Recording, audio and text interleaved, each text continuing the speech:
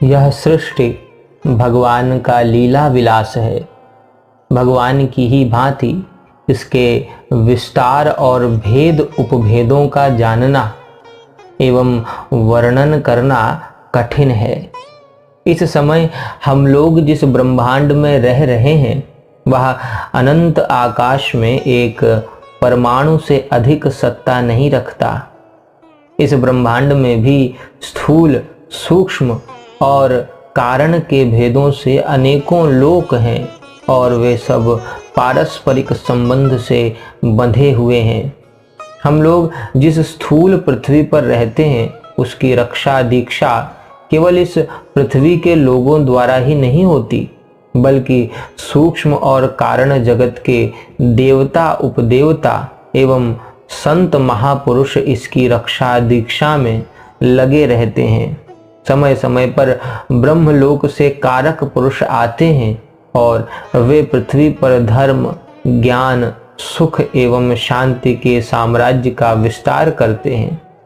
ऐसे कारक पुरुष ब्रह्मा की सभा के सदस्य होते हैं जो अपनी उपासना के बल पर ब्रह्मलोक में गए हुए होते हैं। वे ब्रह्मा के साथ रहकर उनके काम में हाथ बटाते हैं और उनकी आयु पूर्ण हो जाने पर उनके साथ ही मुक्त हो जाते हैं। कुछ लोग वहां से लौट भी आते हैं तो संसार के कल्याणकारी कामों में ही लगते हैं और एक ना एक दिन संपूर्ण वासनाओं के क्षीण होने पर पुनः मुक्त हो जाते हैं। ब्रह्मलोक में गए हुए पुरुषों में श्री महाभिषक जी का नाम बहुत ही प्रसिद्ध है। ये परम पवित्र इक्ष्वाकु वंश के राजा थे और अपने पुण्य कर्मों के फल स्वरूप इन्होंने इतनी उत्तम गति प्राप्त की थी। एक दिन ब्रह्मा की सभा लगी हुई थी।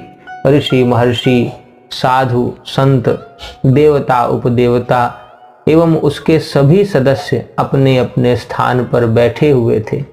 प्रश्न यह था कि जगत में अधिकाधिक शांति और सुख का विस्तार किस प्रकार किया जाए। यही बात सबके मन में आ रही थी कि यहाँ से कुछ अधिकारी पुरुष भेजे जाएं और वे पृथ्वी पर अवतीर्ण होकर सबका हित करें। उसी समय गंगा नदी की अधिष्ठात्री देवी श्री गंगा जी वहां पधारी। सबने उनका स्वागत किया। संयोग की बात थी कि हवा के एक हल्के झोंके से उनकी साड़ी का एक पल्ला उड़ गया। तुरंत सब लोगों की दृष्टि नीची हो गई। भला ब्रह्मलोक में मर्यादा का पालन कौन नहीं करता। विधाता का ऐसा ही विधान था। भगवान की यही लीला थी। महात्मा महाभिषक की आंखें नीची नहीं हुईं। वे बिना झिझक और हिचकिचाहट के गंगा जी की ओर देखते रहे। भगवान जाने उनके मन में क्या बात थी, परंतु ऊपर से तो ब्रह्मलोक के नियम का उल्लंघन हुआ ही था। इसलिए ब्रह्मा ने भरी सभा में महाभिषक से कहा कि भाई, तुमने यहाँ के नियम का उल्लंघन किया है, इसलिए अब कुछ दिनों के लिए तुम मर्त्यलोक में जाओ।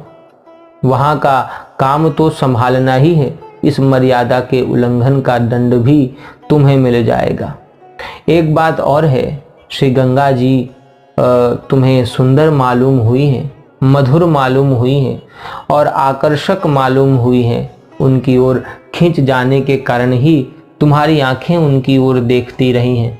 इसलिए मृत्युलोक में जाकर तुम अनुभव करोगे कि जिस गंगा की ओर मैं खिंच गया था उनका हृदय कितना निष्ठुर है। तुम देखोगे कि वे तुम्हारा कितना अप्रिय करती हैं। महाभिषक ने ब्रह्मा की आज्ञा शिरोधार्य की। उन दिनों पृथ्वी पर महाप्रतापी महाराजा प्रतीप का साम्राज्य था। उन्होंने बहुत बड़ी तपस्या के करके प्रजा पालन की क्षमता प्राप्त कर ली थी और उनसे पवित्र, प्रतिष्ठित एवं वांछनीय और कोई वंश नहीं था। श्री महाभिषक ने उन्हीं का पुत्र होना अच्छा समझा और वे ब्रह्मा की अनुमति से उन्हीं के यहाँ आकर पुत्र रूप से अवतीर्ण हुए। धीरे धीरे शुक्ल पक्ष के चंद्रमा की भांति वे बढ़ने लगे और उनकी तीक्ष्ण बुद्धि, लोकोपकारिता, अपने कर्तव्य में तत्परता, आदि देखकर महाराज प्रतीप ने उनकी शिक्षा दीक्षा का सुंदर प्रबंध कर दिया।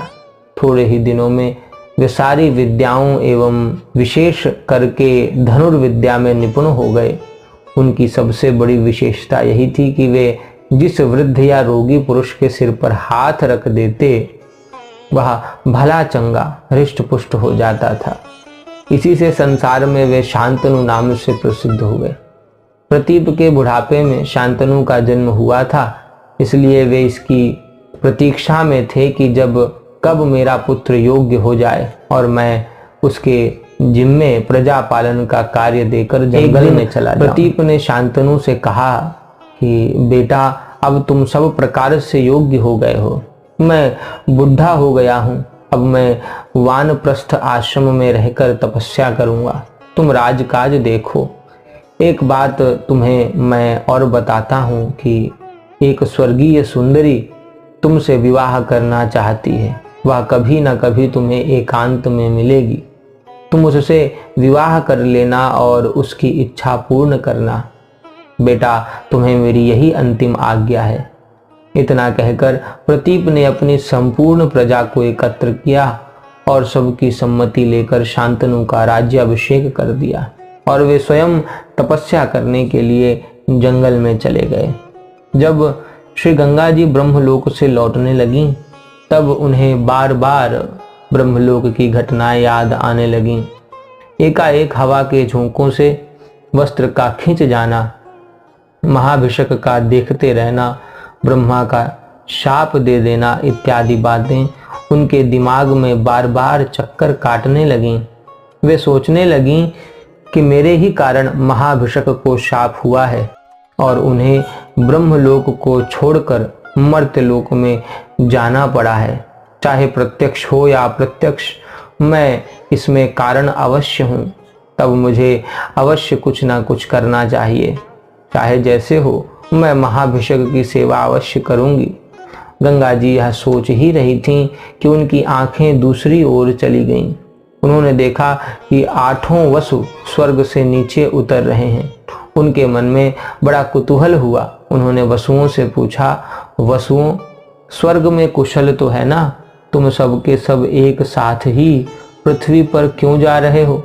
वसुओं ने कहा, माता, हम सबको शाप मिला है कि हम मर्त्यलोक में जाकर पैदा हों। हमसे अपराध कुछ थोड़ा सा अवश्य हो गया था, परंतु इतना कड़ा दंड देने का अपराध नहीं हुआ था। बात यह थी कि महर्षि वशिष्ठ गुप्त रूप से संध्या वंदन कर रहे थे। हम लोगों ने उन्हें पहचाना नहीं, बिना प्रणाम किए ही आगे बढ़ गए। हम लोगों ने जानबूझकर मर्यादा का उल्लंघन किया है। यह सोचकर उन्होंने हमें मनुष्य योनि में उत्पन्न होने का शाप दे दिया। वे ब्रह्मवेत्ता महापुरुष हैं, उनकी वाणी कभी झूठी नहीं हो सकती। परंतु माता, हमारी इच्छा किसी मनुष्य स्त्री के गर्भ से पैदा होने की नहीं है। अब हम तुम्हारी शरण में हैं और तुमसे यह प्रार्थना करते हैं कि तुम हमें अपने गर्भ में धारण करो, हमें साक्षात अपना शिशु बनाओ। गंगा के मन में यह बात बैठ गई। उन्होंने कहा, अच्छा, तुम लोग यह बतलाओ कि अपना पिता किसे बनाना चाहते हो? वसुओं ने कहा, महाप्रतापी प्रतीप के पुत्र महाराज शांतनु के द्वारा ही हम जन्म ग्रहण करना चाहते हैं। गंगा ने कहा, ठीक है, तुम्हारे मत से मेरा मत मिलता है। मैं भी महाराज शांतनु को प्रसन्न करना चाहती हूँ। इससे एक साथ ही 2 काम हो जाएंगे। मैं उनका प्रिय कर सकूंगी और तुम्हारी प्रार्थना भी पूरी हो जाएगी। वसुओं ने कहा, माता, एक बात और करनी पड़ेगी। हम मनुष्य योनि में बहुत दिनों तक नहीं रहना चाहते, इसलिए पैदा होते ही तुम हम लोगों को अपने जल में डाल देना। इससे ऋषि का शाप भी पूरा हो जाएगा और शीघ्र ही हमारा उद्धार भी हो जाएगा। गंगा ने कहा, तुम्हारी बात हमें स्वीकार है, परंतु एक बात तुम लोगों को करनी ही पड़ेगी। महाराज शांतनु का मुझसे पुत्र उत्पन्न करना व्यर्थ नहीं होना चाहिए। कम से कम एक पुत्र तो जीवित रहना ही चाहिए। वसुओं ने कहा, हम लोग अपने अपने तेज का 8वां अंश दे देंगे और हमारा सबसे छोटा भाई द्युम्न नाम का वसु कुछ दिनों तक पृथ्वी पर रह जाएगा। वह बड़ा ही प्रतापी होगा, परंतु उनका वंश नहीं चलेगा। गंगा ने उनकी बात स्वीकार की और वसुगण यथेष्ट स्थान को चले गए। महाराज शांतनु बड़ी ही योग्यता के साथ प्रजा पालन का कार्य कर रहे थे।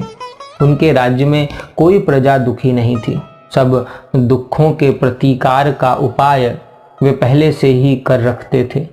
स्वयं जा जाकर वे प्रजा के दुख सुख का पता लगाते थे और उनके हित की दृष्टि से उनका विधान करते थे। एक दिन वे घूमते फिरते सिद्ध चारण सेवित गंगा जी के तट पर पहुंच गए। उन्होंने देखा कि एक लक्ष्मी के समान कांति वाली सर्वांग सुंदरी स्त्री विचर रही है। उसके विषय में कुछ जानने की उन्हें बड़ी उत्सुकता हुई। उन्होंने देखा कि वह अनुरक्त दृष्टि से मेरी ओर देख रही है और कुछ बातचीत करने का इशारा कर रही है। उसके हृदय का भाव समझकर सम्राट शांतनु ने उससे पूछा, देवी तुम कौन हो? तुम देवता हो या दानव? गंधर्व कन्या हो या नाग कन्या? मनुष्यों में तो तुम्हारी जैसी सुंदरी का होना असंभव ही है। क्या मेरे पिता ने जिस दिव्य स्त्री का संकेत मुझसे किया था वह तुम ही हो? यदि ऐसी बात है तो तुम मुझे स्वीकार करके कृतार्थ करो। मधुर और मंद मुस्कान से राजा की ओर देखकर वसुओं की बात याद रखते हुए गंगा देवी ने कहा, राजन वास्तव में मैं वही हूँ। आपकी इच्छा पूर्ण करूंगी और आपकी आज्ञा का पालन करूंगी, किंतु आपको भी एक प्रतिज्ञा करनी पड़ेगी।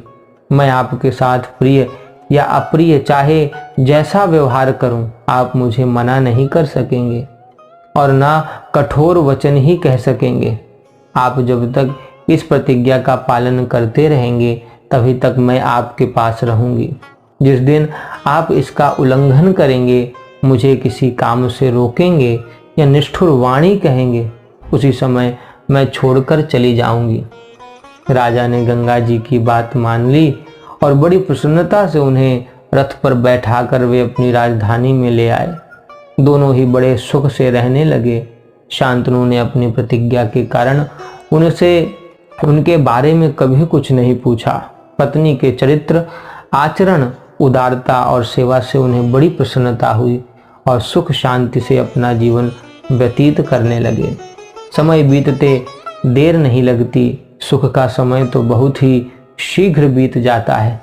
अनेकों वर्ष बीत गए, परंतु राजा को वे बहुत थोड़े दिनों से ही प्रतीत हुए। क्रमशः 7 बालक हुए और गंगा यह कहकर कि मैं तुम्हें प्रसन्न करने के लिए ऐसा करती हूँ, उन्हें अपने जल में फेंक देती। राजा को गंगा का यह काम बहुत ही अप्रिय मालूम होता, परंतु गंगा के चली जाने के भय से वे कुछ कह नहीं सकते थे। जब 8वां बालक हुआ तब भी गंगा हंसती हुई उसे फेंकने के लिए चली, परंतु राजा इस बार अपने को संभाल नहीं सके। उन्होंने उस पुत्र की जान बचाने के लिए गंगा से कहा, अरे राम, तुम कौन हो? इस प्रकार निष्ठुरता के साथ अपने ही बच्चों की हत्या करते समय तुम्हारा हृदय फट नहीं जाता? तुम हत्याकारिणी हो, पापिनी हो। तुम्हारा नाम क्या है, तनिक बताओ तो। गंगा ने कहा, महाराज, आप इस पुत्र को रखना चाहें तो खुशी से रखें। मैं अब इसे नहीं मारूंगी। इस पुत्र के कारण आप श्रेष्ठ पिता कहे जाएंगे। अब मैं आपके पास नहीं रहूंगी। अब मेरे रहने की अवधि पूरी हो गई। मेरे पिता राजर्षि जनु हैं। मेरा नाम गंगा है। बड़े बड़े महर्षि मेरी सेवा करते हैं।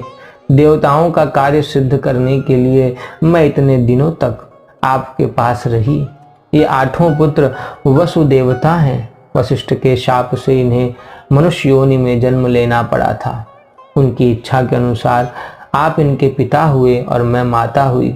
इनकी प्रार्थना से ही मैंने इन्हें अपने जल में डाल दिया है कि ये इस योनि से शीघ्र ही मुक्त हो जाएं। वसुओं से मैंने एक पुत्र जीवित रहने की प्रतिज्ञा कर ली थी। अब यह पुत्र जीवित रहेगा। अब मैं चली। अभी तो मैं इसे अपने साथ लिए जा रही हूँ महाराज। वहाँ यह अध्ययन करेगा, कुछ सीखेगा और सयाना होने के बाद आपके पास लौट आएगा। इतना कहकर 8वें कुमार को लेकर गंगा देवी अंतर्धान हो गईं। वे ही द्युम्न नाम के वसु शांतनु के पुत्र होकर देवव्रत और आगे चलकर पितामह भीष्म नाम से प्रसिद्ध हुए।